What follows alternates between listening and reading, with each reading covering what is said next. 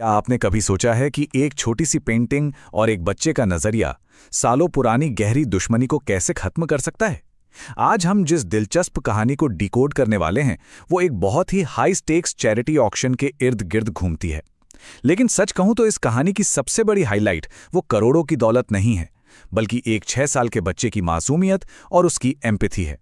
एक ऐसा नजरिया जो हमें सोचने पर मजबूर कर देगा कि हम दुनिया को असल में कैसे देखते हैं। जरा इस बात पर गौर कीजिए, कोई भी जन्म से दुश्मन नहीं होता, हम उन्हें वैसा रंग देते हैं। 18 साल के एक बेहद टैलेंटेड आर्टिस्ट की ये लाइन हमारी आज की इस पूरी कहानी की नींव है। एक ऐसी कहानी जो असल में आज से 12 साल पहले शुरू हुई थी, और यकीन मानिए ये माफी और सहानुभूति की एक ऐसी मिसाल है जो सीधे आपके दिल को छूलेगी। तो चलिए शुरू करते हैं। सेक्शन 1, ब्लू डॉट का वादा। थोड़ा पीछे चलते हैं, जब ये आर्टिस्ट, जिसे उस वक्त प्यार से जूनियर ब्रश कहा जाता था, महज 6 साल का था। इमेजिन कीजिए, पूरी दुनिया उसका आर्टवर्क खरीदने के लिए पागल हो रही थी और वो मासूम अपने कमरे में बैठा लेगो से अस्पताल बनाने में मगन था।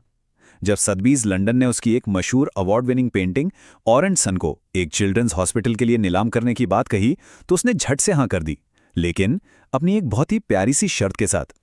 वो चाहता था कि पेंटिंग के साथ एक नोट जाए जिस पर लिखा हो, ये रंग उस लड़के ने बनाया है जिसका मानना है कि हर दिल को एक अस्पताल मिलना चाहिए। अब इस ऑरेंज सन पेंटिंग के बीचों बीच एक छोटा सा नीला बिंदु था जिसे द ब्लू डॉट कहा गया। ये कोई रैंडम आर्टिस्टिक चॉइस नहीं थी। बड़ों की इस दुनिया में जहां लोग रुतबे और पैसों के पीछे भाग रहे थे, उस बच्चे के लिए वो छोटा सा डॉट उन सभी बच्चों का प्रतीक था जिनके पास इलाज के लिए अस्पताल नहीं है। सच में ये नीला बिंदु उस ऑक्शन में एम्पैथी का एक बहुत ही पावरफुल सिंबल बन गया। आगे बढ़ते हैं सेक्शन 2 की तरफ, एक रिकॉर्ड तोड़ नीलामी। ऑक्शन वाले दिन लंदन का वो आलीशान हॉल मीडिया, बड़े बड़े आर्ट कलेक्टर्स और रॉयल से खचाखच भरा हुआ था। हर कोई एक्साइटेड था। ऑक्शन शुरू हुआ एक बहुत ही मैसिव अमाउंट से, 10 करोड़ पाउंड। अब जहां एक तरफ बड़े लोग इतनी बड़ी रकम सुनकर हैरान थे, वहीं हमारा 6 साल का जूनियर अपनी उंगलियों पर मासूमियत से गिन रहा था कि अच्छा, इतने पैसों से तो 2000 से ज्यादा बीमार बच्चों का इलाज हो जाएगा। थोड़ी ही देर में हॉल के अंदर का माहौल एकदम से बदलने लगा। बोलियां पागलों की तरह बढ़ने लगीं। 15 करोड़ से 30, फिर सीधे 50 और देखते ही देखते 60 करोड़ तक पहुंच गईं। बड़ों की इस अंधी दौड़ में हर कोई उस पेंटिंग को अपनी शान बनाने के लिए बेताब था, जबकि उस बच्चे का विजन बिल्कुल क्लियर था। उसे सिर्फ उन बच्चों के लिए अस्पताल चाहिए था। और फिर अचानक से एक अनाम, नकाबपोश इंसान ने पूरे कमरे में सन्नाटा ला दिया। उसने सीधे 100 करोड़ पाउंड की बोली लगा दी। अगर भारतीय रुपयों में बात करें तो करीब 150 करोड़ रुपए। जरा सोचिए, ये इतनी बड़ी रकम थी जिससे सिर्फ एक अस्पताल नहीं, बल्कि अस्पतालों की पूरी एक चेन खड़ी की जा सकती थी।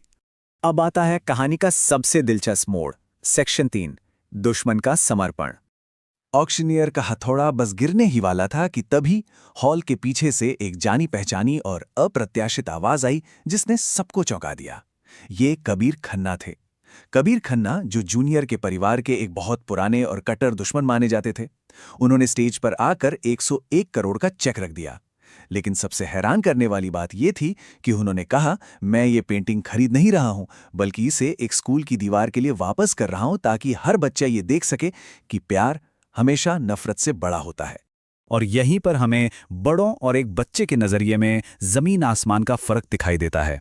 हॉल में बैठे सारे बड़े लोग इसे एक पुरानी कड़वी दुश्मनी के एक बहुत ही ड्रामेटिक और तनावपूर्ण अंत के रूप में देख रहे थे। लेकिन उस 6 साल के जूनियर के लिए, उसके लिए वो कट्टर दुश्मन कबीर खन्ना सिर्फ एक कबीर अंकल थे जो उन ब्लू डॉट वाले बच्चों की मदद करने के लिए आगे आए थे। That's it. मुंबई में अपने घर पर बैठकर टीवी पर यह सब देखते हुए जूनियर ने अपने पिता से एक बहुत ही मासूम सवाल पूछा, पापा, कबीर अंकल अब दुश्मन नहीं है ना? बस यही वो पल था। इस एक छोटे से सवाल ने, उस बिना फिल्टर की एम्पैथी ने सालों से चली आ रही बड़ों की उस गहरी जहरीली नफरत को एक झटके में धो दिया। क्योंकि एक बच्चे की नज़र में कभी कोई हमेशा के लिए दुश्मन होता ही नहीं है। चलिए देखते हैं सेक्शन 4, 5 मिनट का मतलब। इस ऑक्शन के बाद जो हुआ उसने साबित कर दिया कि यह महज एक चैरिटी इवेंट नहीं, बल्कि आने वाली पीढ़ियों के लिए एक विरासत बन गया। नीलामी के ठीक 1 हफ्ते बाद ही महराज शर्मा फाउंडेशन के गेट पर एक नया बोर्ड लग गया जिस पर लिखा था, Kabir Khanna children's wing, in memory of forgiveness, यानी क्षमा की याद में। वो पुरानी दुश्मनी हमेशा के लिए क्षमा के खूबसूरत स्मारक में बदल गई। इसके बाद जूनियर की माँ ने एक बहुत ही गहरी बात कही। उन्होंने रियलाइज किया कि कैसे किसी की पूरी जिंदगी सिर्फ 5 मिनट के एक छोटे से फैसले से बदल सकती है, खासकर वो 5 मिनट जब एक छोटे से बच्चे का निस्वार्थ प्यार एक बड़े इंसान की बरसों पुरानी नफरत को पूरी तरह से हरा देता है। और अब हमारा आखिरी भाग, सेक्शन 5, कोई जन्मजात दुश्मन नहीं। एक बच्चे के उस मासूम नजरिए ने आगे चलकर कैसा असर डाला, ये हमें 12 साल बाद देखने को मिला। वो लेगो से अस्पताल बनाने वाला छोटा सा जूनियर अब 18 साल का हो चुका था। और सबसे कमाल की बात क्या थी पता है? वो उसी कबीर खन्ना की लंदन में खुली नई गैलरी धड़तन लंदन का फाउंडिंग क्यूरेटर बन गया। अपनी ओपनिंग एग्जीबिशन में जूनियर ने 3 कबीर्स नाम का एक कैनवस दुनिया के सामने रखा।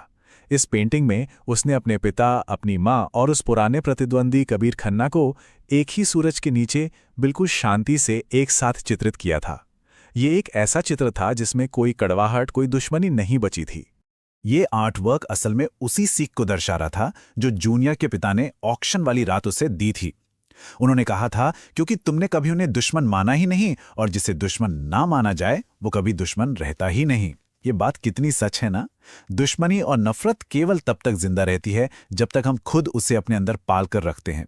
इस पूरी कहानी को समेटते हुए हमें खुद से ये पूछना चाहिए कि हमारा नजरिया हमारी आसपास की दुनिया को कैसे शेप करता है।